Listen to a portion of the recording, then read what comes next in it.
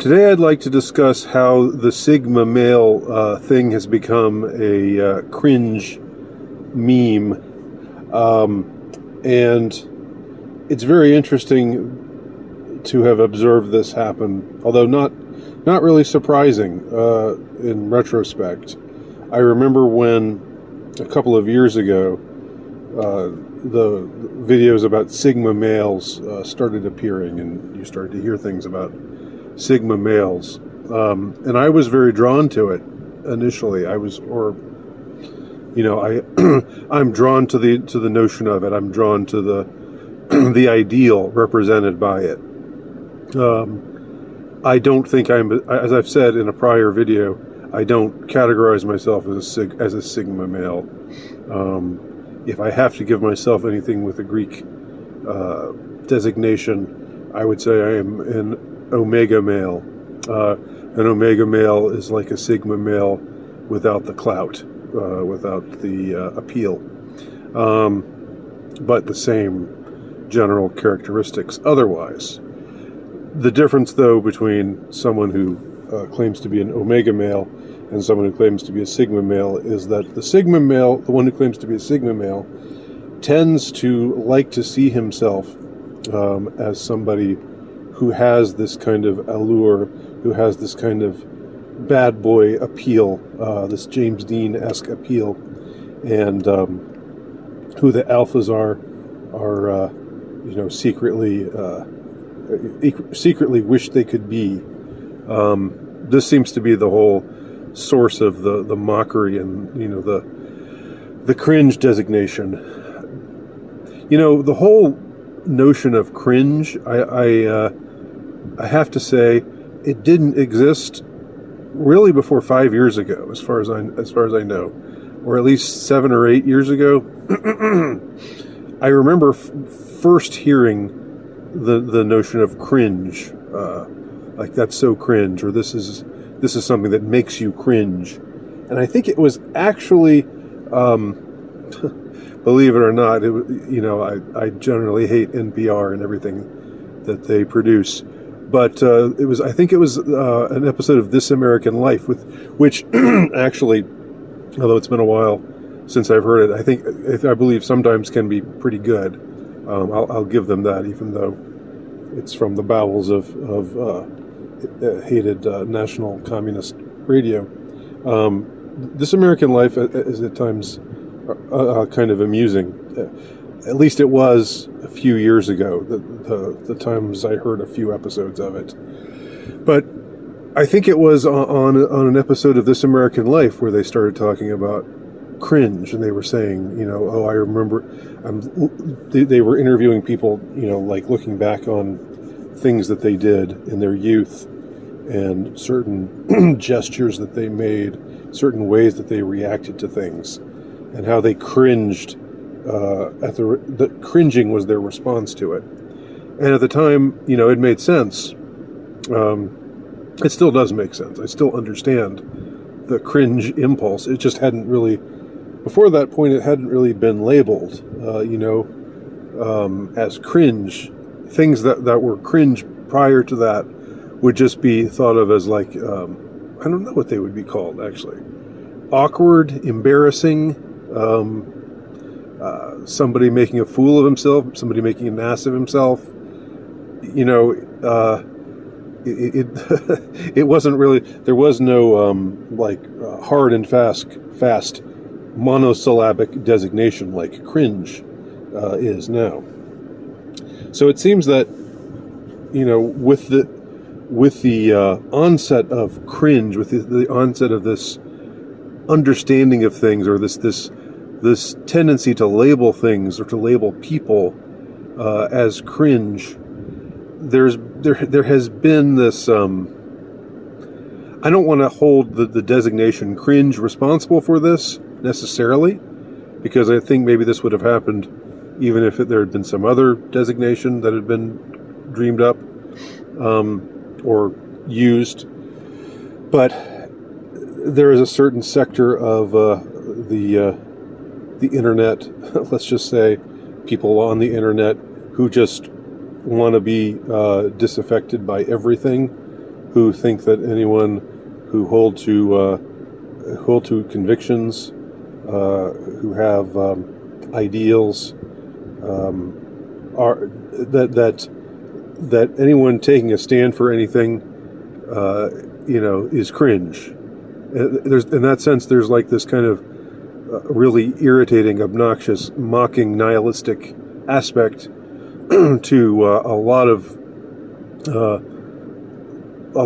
the labeling of certain things as cringe. Now, does that mean that nothing qualifies as cringe? No, quite the opposite. I think there is legitimate cringe material, and some of it's, and I enjoy the kind of humor that veers toward the cringe, because it's something I can somewhat relate to. I think I can understand. I think anyone who has ever been self-conscious understands the fear of being cringe, and the desire to be seen as cool, but the fear that when you think you're coming across as cool, you're not really coming across as cool. And that just comes with self-consciousness.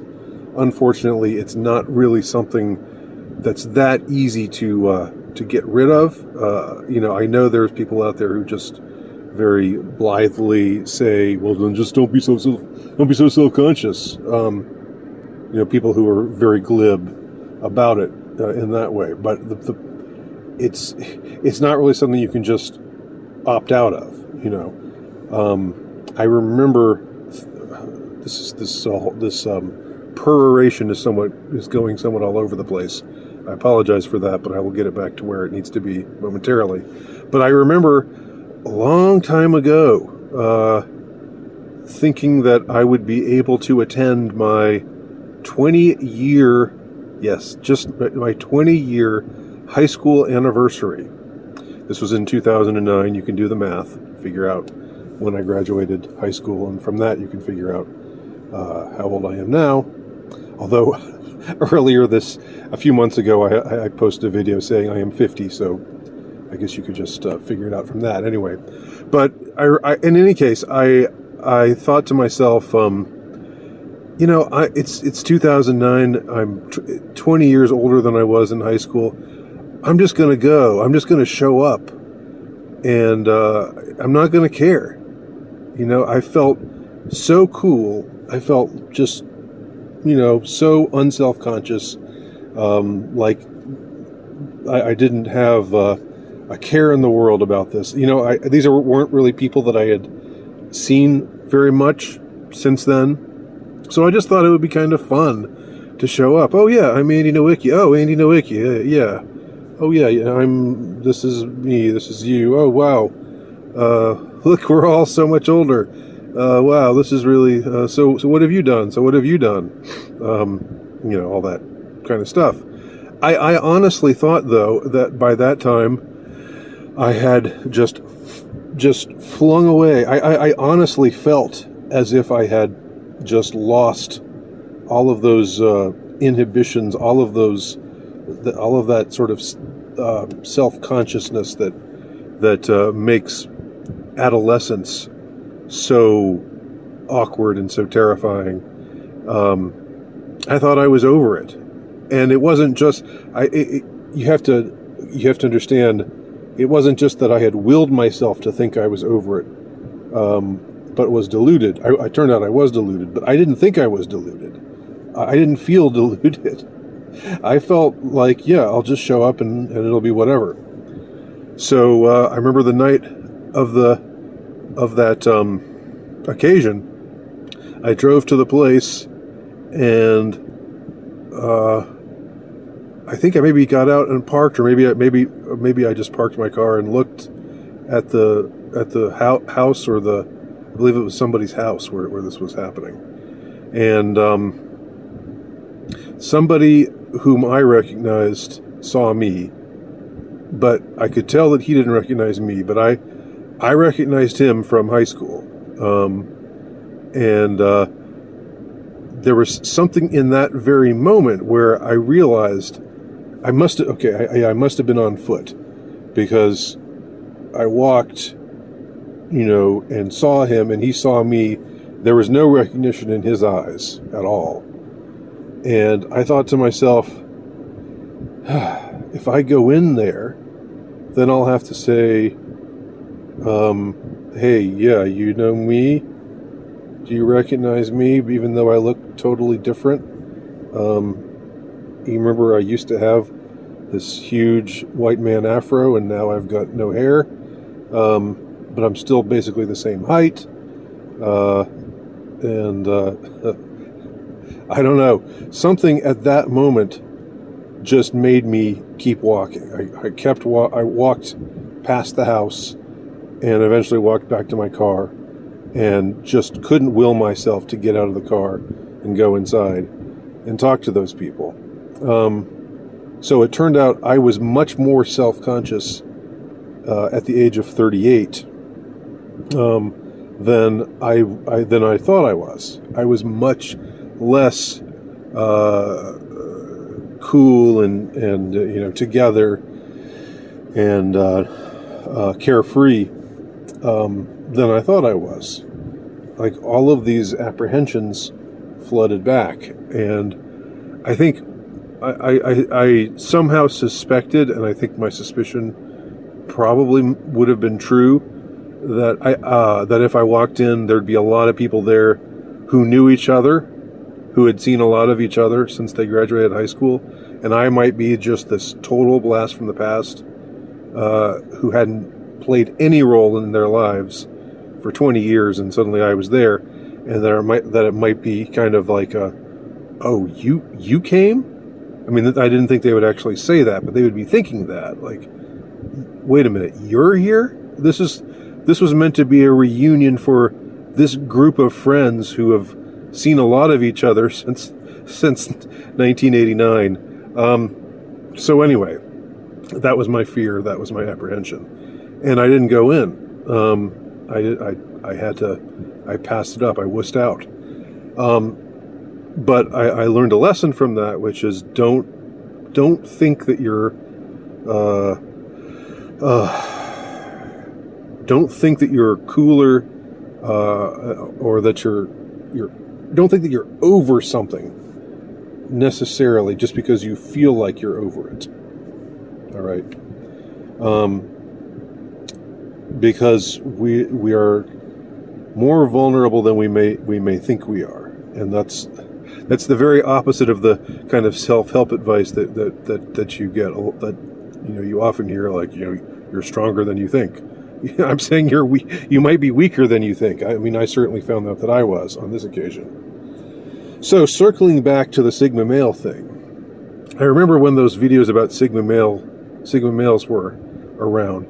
One of them was done by this very attractive blonde, who was saying, a blonde blonde girl, who was saying, oh, the Sigma, he's just got this aura of mystery about him, and blah blah blah, and he's and I remember thinking to myself, in spite of myself, thinking to myself, yeah, she's talking about me.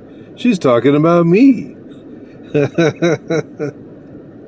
And it was, but at the same time, I knew myself well enough to think that was probably not that accurate. Now, I think still a lot of my analysis of alpha, if we're going to talk about if we're going to talk about hierarchies, right? And people do form hierarchies for better or for worse. It does happen. There's like a command structure, even when there's nothing to command. There still emerges a kind of command structure in human interaction, which almost suggests that there's something biological. There's a biological component to it, maybe. And I'm not one to really truckle to higher people, supposedly higher ranking than me. But at the same time, I'm well aware that me thinking that doesn't affect how they think of me, okay? And I'm aware that for a variety of reasons, I am a low-status male, all right? And I was still a low-status... this has been a label that I've embraced for several years now, since I came out with my revolutionary trilogy that shocked the world, Ruminations of a Low-Status Male, volumes 1, 2, and 3.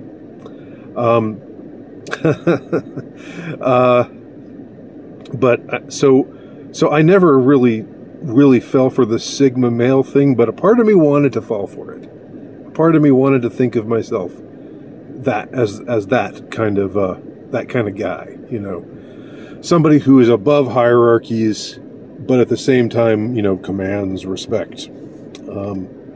But I think the truth of it has always been that you know, I'm an omega male. I still look down on hierarchies, and you know, I'm not inclined to kiss up to anybody, but at the same time, I'm well aware that, you know, I'm not somebody who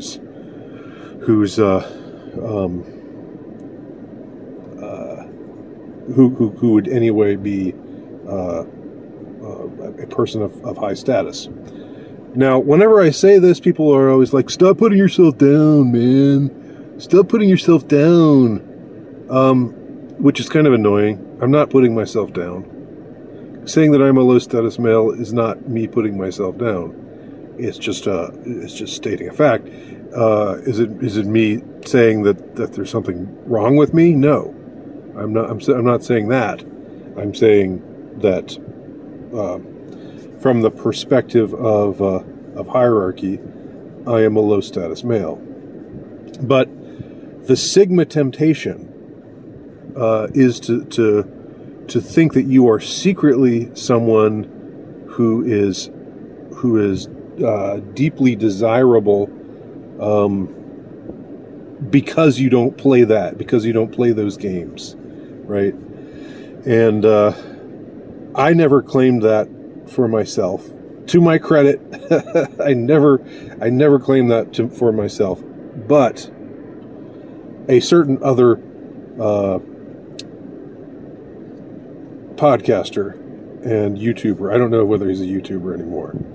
I'm really not sure what he's doing these days. Whose name I will not give, because I'm not going to get back in the the mudslinging mode that I got into a few years ago, unfortunately, with this particular guy. But unfortunately, he was someone who caught my ire, because he was obviously, you know, trying to burnish his own credentials and talk about himself being, you know, so much above the alphas that the alphas are jealous of him, which I thought was stupid.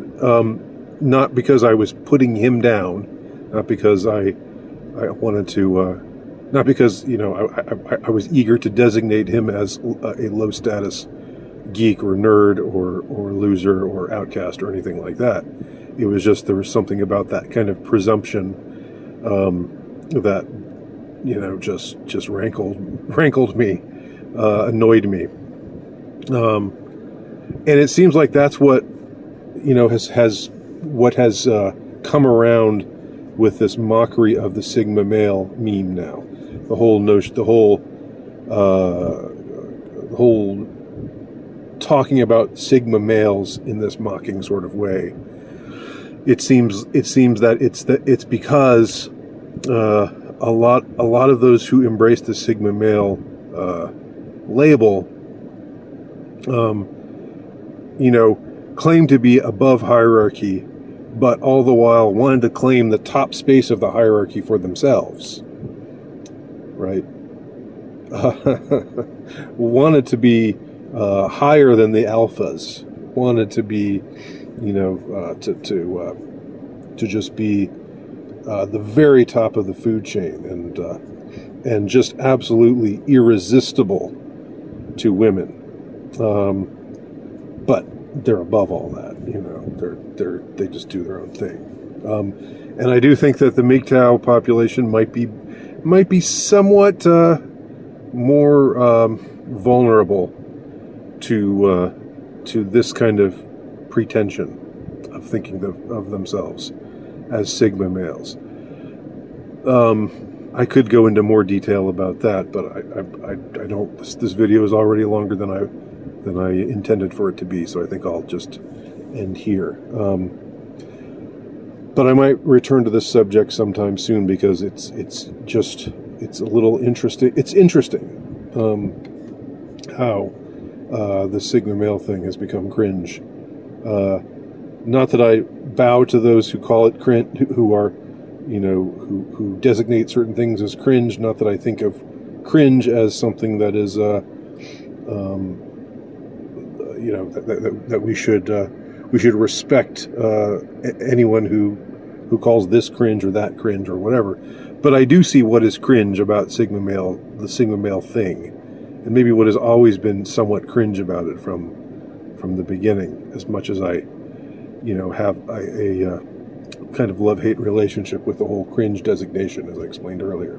Anyway, let me know what you think. My name is Andy Nowicki. I am a low-status male. I am an omega male. Check out my work at altrightnovelist.com or check out my latest book. You can find it at terrorhousepress.com. It's called The Insurrectionist, and I think you will like it. Talk to y'all soon.